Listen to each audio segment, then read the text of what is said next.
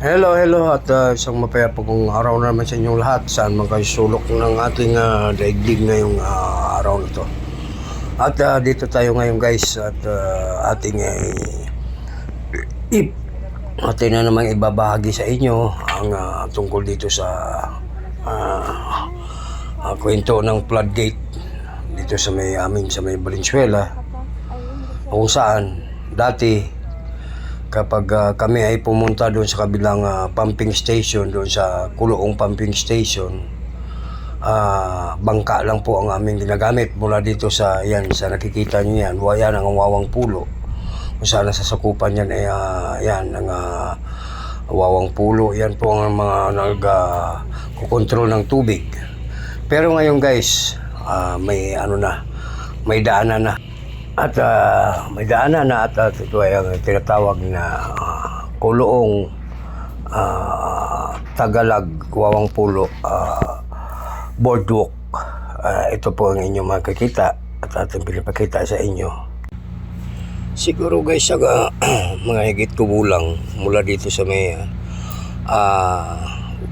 pumping station ng Wawang Pulo at hanggang doon sa may Kuloong pumping station, siguro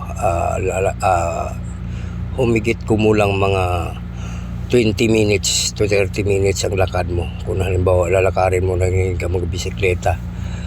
Pero dati guys, ang ginagamit namin dito nung ginagawa pa ito, bangka lang ang aming ginagamit para makatawid doon sa kabilang pumping station, kasi isa po tayo dati guys sa trabahador dito sa pumping station na to.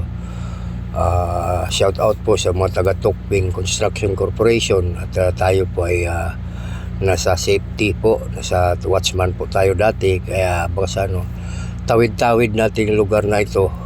At ito nga ang dinadaanan lang, pamamagitan lang ng bangka. Pero ngayon guys ay talagang asensado na talaga ang Valenzuela. Hindi talaga natin mailihim na talagang maraming pagbabago sa Valenzuela.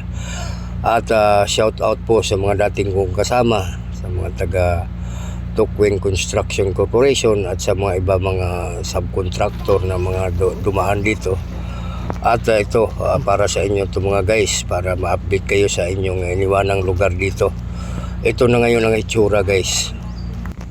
Ayan na ang itsura ngayon guys. At kung dati tayo ay laging nakabangka, ngayon ay bisikleta o kaya motor, pwede nang palipat-lipat ka ng floodgate from Wawang Pulo floodgate pumping station to Kuloong pumping station. Ayan ang kapaligiran ng Kuloong pumping station. Napakaganda guys, parang gaya pareho lang rin sila, palaisdaan, ilog po ang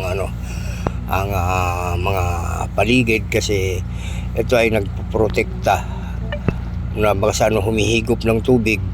Ang purpose nitong mga pumping station dito sa Valenzuela, humihigop ng tubig at salin sa ilog para pumunta sa Manilibi pag sakasakaling lumalim ang tubig sa mga barangay na sakop ng Valenzuela. Yan ang purpose niyan. Kaya mula nang naipagawa ito, hindi na po malalim ang tubig dito sa mga lugar na to, dahil sa tulong ng dalawang pumping station na to na humihigop ng tubig baha at itapon sa ilog. Inuulit ko guys, Wawang Pulo pumping station at Kuloong pumping station.